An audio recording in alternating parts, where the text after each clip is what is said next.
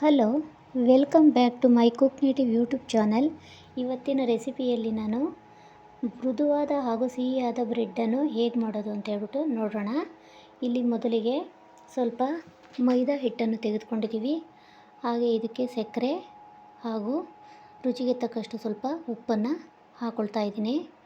ಇಲ್ಲಿ 1 kg ಮೈದಾಗೆ 1/4 kg ಸಕ್ಕರೆ ಹಾಗೂ 10 ಗ್ರಾಮ್ ಉಪ್ಪನ್ನು ಹಾಕೋದ್ರಿಂದ ತುಂಬ ಬ್ರೆಡ್ಡು ಸಿಹಿಯಾಗಿ ಬರುತ್ತೆ. ಇಲ್ಲಿ ನೋಡಿ, ಅದು ಹಾಕ್ಕೊಂಡ್ರೆ ಒಂದೇ ಸಮವಾಗಿ ಎಲ್ಲನೂ ರುಬ್ಕೊಳ್ತಾ ಇದ್ದೀನಿ.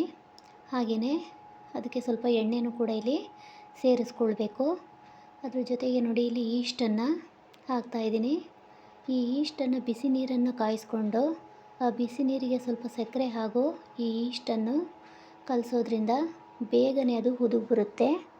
ಇಲ್ಲಿ ನೋಡಿ, ಇಲ್ಲಿ ಕಾಣ್ತಾ ಇದೆ ನಿಮಗೆ, ಉದುಗ್ ಬಂದಿದೆ ಬೇಗ.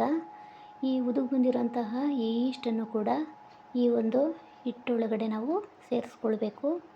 ಮತ್ತು ನೀರು ಬೇಕು ಅಂದರೆ ಸ್ವಲ್ಪ ಸೇರಿಸ್ಕೊಂಡು ರುಬ್ಬಬೇಕು. ಹೀಗೆ ನೀರನ್ನು ಸೇರಿಸಿ ಹಾಕೋದ್ರಿಂದ ಇದು ತುಂಬ ಮೃದುವಾಗಿ ಬ್ರೆಡ್ಡು ಬರ್ತದೆ.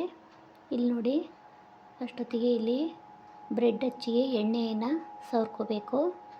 ಬ್ರೆಡ್ ಹಚ್ಚಿಗೆ ಎಣ್ಣೆ ಸವರು ಇಲ್ಲಿ ನೋಡಿ, ಹಿಟ್ಟೆಲ್ಲ ಒಂದೇ ಕಡೆ ಒಂದು ಹದವಾಗಿ ಬಂದಿದೆ ನೋಡಿ. ಹೀಗೆ ನೋಡಿದ್ರೆ ನಮಗೆ ಬ್ರೆಡ್ಡಿನ ಹದ ಗೊತ್ತಾಗುತ್ತೆ.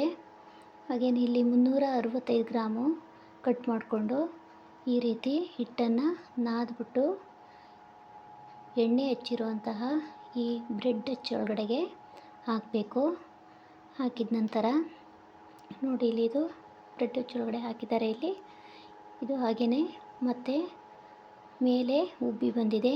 ಈ ಉಬ್ಬಿರುವಂತಹ ಈ ಬ್ರೆಡ್ಡನ್ನು ಓವೆನಲ್ಲಿ ಇಟ್ಬಿಟ್ಟು ತೆಗಿತಾ ಇದ್ದಾರೆ ನೋಡಿ. ಇಲ್ಲಿ ಈಗ ಇಲ್ಲಿ ರುಚಿಯಾದಂತಹ ಬಿಸಿಯಾದಂತಹ ಬ್ರೆಡ್ಡು ತಯಾರಾಗಿದೆ.